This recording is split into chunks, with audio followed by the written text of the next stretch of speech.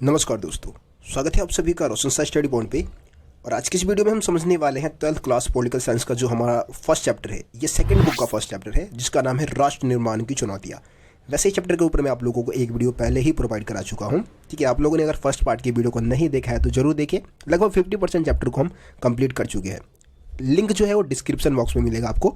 वहाँ पे मैंने प्लेलिस्ट बना रखा है। प्लेलिस्ट में सारी वीडियो मिल जाएगी, लाइन से आप सारी वीडियो को देख लेना। लगभग 40 वीडियो के आसपास है उस प्लेलिस्ट में 12th क्लास पॉलिटिकल साइंस के ऊपर, है ना। तो सारी वीडियो को आप देखिए, बहुत ही आसान सरल भाषा में एक एक चीज़ बारीकी से मैंने समझा रखा है और एनिमेशन के थ्रू समझा रखा है। ऐसा आपको पूरे यूट्यूब पे ना कोई नहीं समझाएगा। ठीक है, चित्र का यूज करता हूँ, अच्छे शब्दों का यूज करता हूँ, आसान भाषा में आपको समझाने की कोशिश करता हूँ। तो सारी वीडियो को आप लोग जरूर देखें। और एक चीज़ और यार, रोशन सा स्टडी पॉइंट से आपको रत्ती भर भी हेल्प मिलता है ना अपने स्टडी में, तो इसको सब्सक्राइब जरूर करें। ठीक है, और मैं आपको बता देना चाहूँगा, रत्ती भर तो नहीं यार, बहुत ज़्यादा आपको हेल्प मिल रहा है। बहुत सारे बच्चे कमेंट करते हैं, बहुत अच्छे कमेंट करते हैं। आप लोग भी कमेंट करें। जो भी नए सब्सक्राइबर मेरे चैनल पे आए हैं उनसे अनुरोध है कि आप लोग भी कमेंट करें यार। कमेंट और जो शेयर है, आप वीडियो को शेयर कर दें, वही क्या है, हमारे लिए मोटिवेशन है। ठीक है, उससे थोड़े व्यूज़ बढ़ते हैं तो हमें भी मोटिवेशन मिलता है कि हम और ज़्यादा अच्छी वीडियो और ज़्यादा तेज़ी से आप लोगों के लिए वीडियो बनाएं। चैनल को सब्सक्राइब जरूर करें, वीडियो को शेयर करें, और बाकी मैं आप लोगों के लिए मेहनत करता रहूँगा, लगातार आप लोगों के लिए वीडियोस बनाता रहूँगा। सो दोस्तों, आज की इस वीडियो में जो हम पहला टॉपिक समझने वाले हैं रजवाड़ों का विलय। ठीक है, यहाँ पे आप समझिए रजवाड़े है क्या।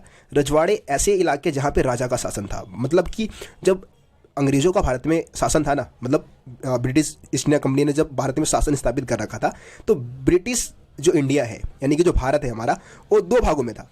एक ऐसा क्षेत्र जहाँ पे अंग्रेज़ों का राज था, है ना, जो कि ब्रिटिश प्रभुत्व में था, और दूसरा जो है वो राजा के अंडर होते थे। राजा महाराजा वहाँ की शासन व्यवस्था को चलाते थे, जिनको हम क्या बोलते हैं, रजवाड़े बोलते हैं।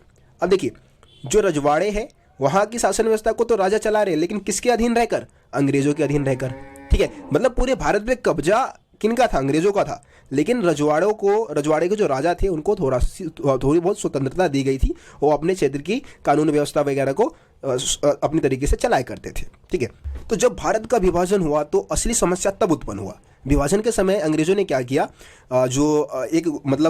ऐसा ऐलान कर दिया कि जितने भी रजवाड़े हैं वो क्या कर सकते हैं, अपना स्वतंत्र पहचान भी रख सकते हैं, या फिर पाकिस्तान में भी शामिल हो सकते हैं, या फिर भारत में भी शामिल हो सकते हैं। और वो चाहे तो बिल्कुल अपना स्वतंत्र पहचान भी रख सकते हैं। भारत और पाकिस्तान दोनों से अलग हो सकते हैं। मैं आपको बता दूं कि आज़ादी के समय हमारे देश में कुल मिला के 565 रजवाड़े थे। अब इसका मतलब क्या है, सारे रजवाड़े अलग हो जाएंगे तो भाई अखंड भारत की स्थापना कैसे होगी, है ना। भारत तो टुकड़ों में बढ़ जाने वाला था। इसमें से हुआ भी ऐसा, बहुत सारे जो रजवाड़े थे उन्होंने अपने आप को स्वतंत्र घोषित कर दिया। जैसे कि त्रावणकोर सबसे पहले अलग होने वाला था, है ना, सबसे पहले अलग होने की घोषणा की थी। हैदराबाद, मणिपुर, इनके विलय में बहुत ज़्यादा कठिनाई आई थी। जम्मू कश्मीर, ठीक है। तो ये सारे ऐसे रजवाड़े हैं जिनके विलय में बहुत ही ज़्यादा समस्या आई थी। और आपको पता है कि इसमें इन सबको भारत में मिलाने में, इन सभी रजवाड़ों को भारत में मिलाने में सबसे महत्वपूर्ण योगदान सरदार पटेल का था, जिनको हम लौह पुरुष के नाम से भी जानते हैं। तो देखिए, यहाँ पे ना हमें एक इंस्ट्रूमेंट ऑफ एक्सेशन को समझना होगा। इंस्ट्रूमेंट ऑफ एक्सेशन है क्या, देखिए एक विलय पत्र था, सहमति पत्र इसको हम बोलते हैं। इंस्ट्रूमेंट ऑफ एक्सेशन एक विलय पत्र है जिस पे हस्ताक्षर करने का मतलब क्या है कि जो रजवाड़े हैं ना वो भारतीय संघ में शामिल होने के लिए राजी हो चुके हैं। ठीक है, तो सरदार पटेल ने क्या भूमिका निभाया। सरदार पटेल सभी जो रजवाड़े के राजा थे उनके पास गए, उनसे जो ये विलय पत्र है, सहमति पत्र है, उस पर हस्ताक्षर करवाया। जिन्होंने मर्जी से कर दिया, ठीक है, जिन्होंने नहीं किया, जोर जबरदस्ती भी कई राजाओं के साथ किया गया था। ठीक है, और उसके माध्यम से फिर उन्होंने क्या किया, सभी रजवाड़ों को भारत में मिलाया था। लेकिन कुछ ऐसे रजवाड़े थे जिनके विलय में बहुत ज़्यादा कठिनाई आई, जैसे कि जूनागढ़ हो गया, हैदराबाद हो गया, कश्मीर हो गया, मणिपुर हो गया। तो इसमें से हमारे बुक में हैदराबाद और मणिपुर के बारे में बताया गया है कि इनके विलय में कौन कौन सी समस्याएं आई थी, और काफ़ी ज़्यादा इंपॉर्टेंट भी है। तो आप लोगों को इसको समझना है, बड़े ध्यान से समझना है। मैं सबसे पहले आपको हैदराबाद के बारे में बताऊँगा। सो देखिए दोस्तों, हैदराबाद की जो रियासत थी वो बहुत बड़ी थी, मतलब बहुत ही विशाल का ये रजवाड़ा था, जिसमें आधुनिक समय की बात करें तो महाराष्ट्र, कर्नाटक, आंध्र प्रदेश, तेलंगाना, ये सारे इलाके को मिला के हैदराबाद बना हुआ था। उस समय की हम बात कर रहे हैं, है ना। तो हैदराबाद के शासक को हम बोलते थे निजाम। क्या बोलते थे, निजाम। अब निजाम जो था वो काफ़ी ज़्यादा दौलतमंद था, है ना, दुनिया के सबसे दौलतमंद लोगों में शुमार था वो। और 1947 के नवंबर में क्या हुआ था, मतलब पहले तो भाई देखो, ये जो निजाम है वो चाहता था कि भाई हैदराबाद को एक आज़ाद रियासत का दर्जा मिले। और 1947 के नवंबर में क्या हुआ, भारत सरकार और निज़ाम के बीच में एक समझौता हुआ था कि भाई जो हैदराबाद की जो स्थिति है ना, उसको ऐसे ही रहने दिया जाए जैसा अभी है, मतलब यथास्थिति बहाल रखने के लिए समझौता हुआ था। और ये समझौता 1 साल के लिए था, और बीच बीच में जो इंडियन गवर्नमेंट है और जो निज़ाम है, उन दोनों के बीच में बातचीत होती रही। लेकिन इसी बीच में क्या होता है, निज़ाम के शासन के खिलाफ आंदोलन उभर के सामने आता है। तेलंगाना के बहुत सारे किसानों ने इसके खिलाफ आंदोलन कर दिया, बहुत सारी महिलाएं थी, उन्होंने भी आंदोलन कर दिया, क्योंकि महिलाओं को बहुत ज़्यादा जुल्म का शिकार होना पड़ा था इसके शासनकाल में, है ना। और इस आंदोलन को कुचलने के लिए निज़ाम ने क्या किया, अर्धसैनिक बल का प्रयोग किया। अर्धसैनिक बल को हम रजाकार भी बोल देते हैं। ये रजाकार जो थे वो अव्वल दर्जे के अत्याचारी थे, ठीक है। और इन्होंने ज़्यादातर गैर मुस्लिम लोगों को निशाना बनाया, जो मुसलमान नहीं थे उन लोगों को निशाना बनाया, महिलाओं को निशाना बनाया, महिलाओं के साथ बलात्कार किए इन्होंने। अब इस स्थिति को देखते हुए जो भारतीय सरकार है, ठीक है, भारतीय सरकार ने क्या किया, अपनी सेना भेज दी हैदराबाद में। और जब भारतीय सेना वहाँ पहुंची तो रजाकार के साथ जो थे, मतलब रजाकार जो थे, मतलब निज़ाम की जो सेना है, उसको धोना स्टार्ट कर दिया, है ना, खर्चा पानी दिया उनको सही से। और इसमें निज़ाम की हार हुई। निज़ाम ने क्या किया, आत्मसमर्पण कर दिया, हार मान लिया इंडियन भारतीय सेना के सामने, ठीक है। और इस कारण हैदराबाद का, मतलब इस तरीके से क्या हो गया, हैदराबाद का भारत में विलय हो गया। तो इस ये कहानी आप बता सकते हैं।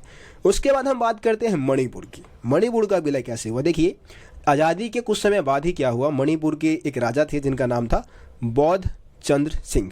क्या नाम बोला, बौद्ध चंद्र सिंह। बौद्ध चंद्र सिंह ने क्या किया था, जो हमारे जो सहमति पत्र है, यानी कि इंस्ट्रूमेंट ऑफ एक्सेशन है, उस पर हस्ताक्षर कर दिया था। लेकिन एक शर्त के आधार पर उन्होंने किया था। उन्होंने बोला कि मणिपुर की आंतरिक जो स्वायत्तता है वो बरकरार रहेगी, मतलब कि एक तरीके से राजा जो है वो वही शासन करेंगे, मणिपुर में बौद्ध चंद्र सिंह का ही शासन रहेगा। बस वो सहमति पत्र पर हस्ताक्षर कर दिए थे। इसका मतलब यह है कि पूरी तरीके से वो भारत का पार्ट नहीं बन पाया था।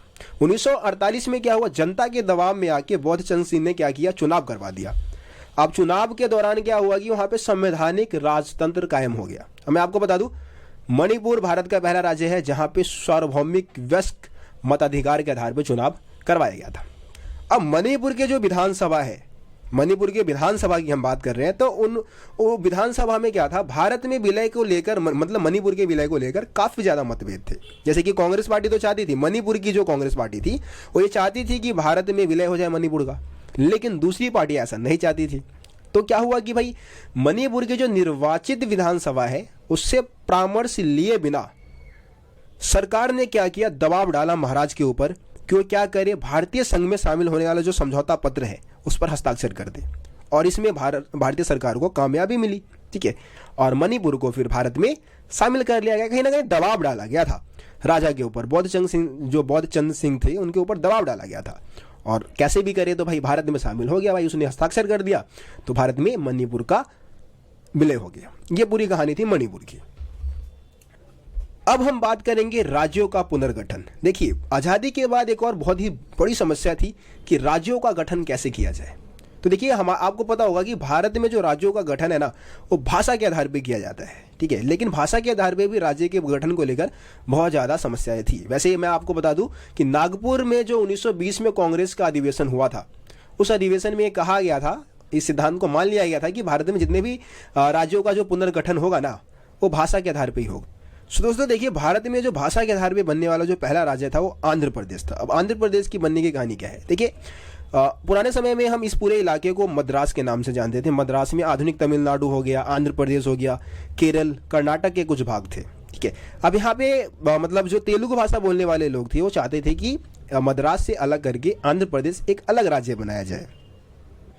और जो केंद्र सरकार थी वो हाँ ना की दुविधा में फंसी हुई थी कि भाई ये भाषा के आधार पर हम राज्यों का गठन करें या ना करें। तो इस कारण क्या होता है, एक नेता है जिनका नाम है पोट्टी श्री रामुलु, ठीक है। पोट्टी श्री रामुलु जो एक गांधीवादी विचारधारा को मानने वाले नेता थे, ठीक है, वो अनिश्चितकालीन भूख हड़ताल पर बैठ गए। इनका डिमांड था आंध्र प्रदेश को एक अलग मतलब राज्य बनाया जाए, ठीक है। तो 56 दिन के बाद, मतलब 56 दिन तक ये भूख हड़ताल पर रहे और उसके बाद उनकी मृत्यु हो गई। तो इससे क्या हुआ कि भाई पूरे इलाके में हिंसा होने लग गया, मारकाट होने लग गया, है ना। पुलिस की फायरिंग में बहुत सारे आम लोग मारे गए। तो इस स्थिति को देखते हुए जो 1952 में जो हमारी मतलब सरकार है, ठीक ठीक है।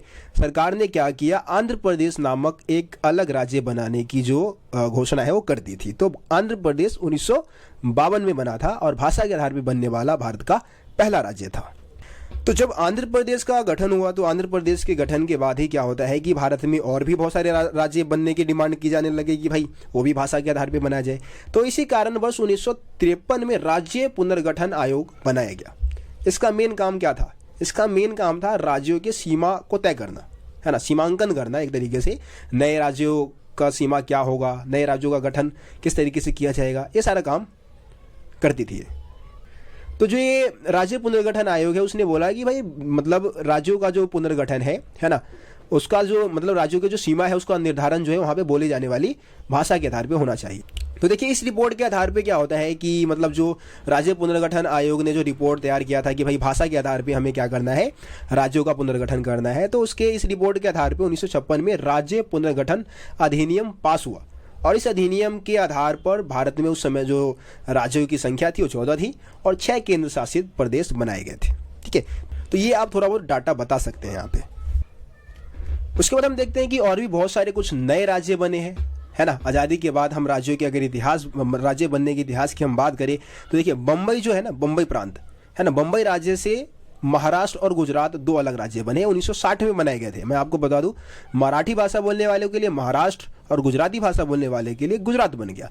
इसी तरीके से हम पंजाब की बात करें तो पंजाब का जो विभाजन हुआ 1966 में, पंजाब जो पंजाबी भाषा बोलने वाले हैं उनके लिए पंजाब एक अलग राज्य बना और जो हिंदी बोलने वाले थे उनके लिए एक तरीके से जो हरियाणा है और हिमाचल प्रदेश जो है वो अलग राज्य बना था। ठीक है, यहाँ पे ज़्यादातर जो लोग थे वो हिंदी भाषा बोला करते थे।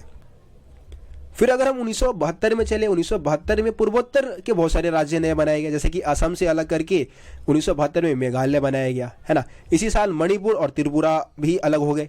इसके अलावा अरुणाचल प्रदेश और मिजोरम का जो गठन है वो 1987 में किया गया। और नागालैंड की अगर हम बात करें तो नागालैंड इससे काफ़ी पहले ही बन गया था, यानी कि 1963 में ही नागालैंड की स्थापना हो चुकी थी।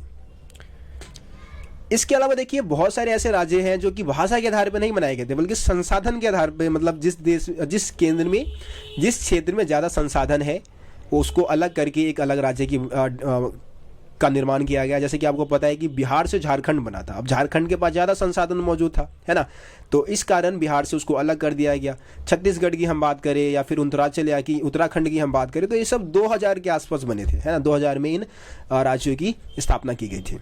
सो दोस्तों ये सब राज्य की बनने की पूरी कहानी थी। ठीक है, मैं उम्मीद करता हूँ कि आज की इस वीडियो में जितने भी टॉपिक आप लोगों को मैंने समझाया है वो समझ में आ गया होगा। किसी भी टॉपिक में आपको दिक्कत है, देखिए एक बार आपको दोबारा वीडियो देखना पड़ेगा। आप दोबारा से वीडियो को देखेंगे तो और ज़्यादा अच्छे से चीज़ों को समझ पाएंगे।